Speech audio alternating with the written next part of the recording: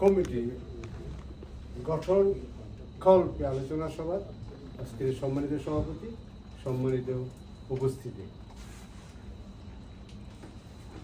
সংগ্রাম পরিষদ গঠন করবে। আসলে যদি আমার ব্যক্তিগত মত যে আমরা অনেক কথাই বলেছি, সেখানে আর বোধহয় 2-1টা মিটিংও হয়েছে, কিন্তু লোকজনের যে সমাগমটা আরও বেশি হওয়া উচিত এবং তাদের মতামতের ভিত্তিতে এই সংগ্রাম পরিষদ গঠনটা কীভাবে হওয়া দরকার, হওয়া উচিত, সেখানেই আমাদের করা উচিত।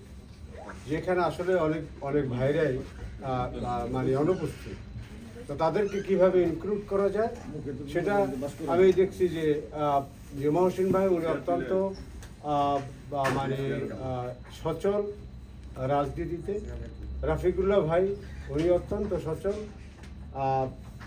ওনারা যদি আরও তার সাথে আর কিছু লোকদের ইনক্লুড করতে পারেন, যে আমরা আজকে এখানে মিটিং করেছি, এটা একটা চলমান প্রক্রিয়ার মধ্যে দিয়ে এই কমিটিটা গঠন করা যেতে পারে, তাহলে মনে হয় সুন্দর হবে। এবং সেই কমিটিটা গঠন হলেই যে পরিকল্পনাগুলি আছে অথবা যে কাজগুলি আছে সেখানে ডিসাইড করা যাবে যে আমরা কোথায় কোথায় কোথায় কোথায় কিভাবে কি যেতে পারি।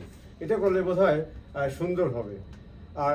আর যদি বেশি করি আমরা, সেটা হচ্ছে যে আওয়ামী লীগের সাথে এটার এই যে সংগ্রাম পরিষদ গঠনটা অথবা এই পরিষদটা গড়ার মানে কারণে যদি আওয়ামী লীগ মাদার সংগঠনের সাথে আমাদের কোনো কন্ট্রাডিকশন নেই এবং আমরা তাদের শত্রুও না, তারা আমাদের শত্রু না, কিন্তু এখানে একটা কথা থেকেই যায়, সেটা হচ্ছে যে এখানে যেই লোকগুলি আমরা এখানে আছি বা আসছি, আমরা বহিরাগত হলো।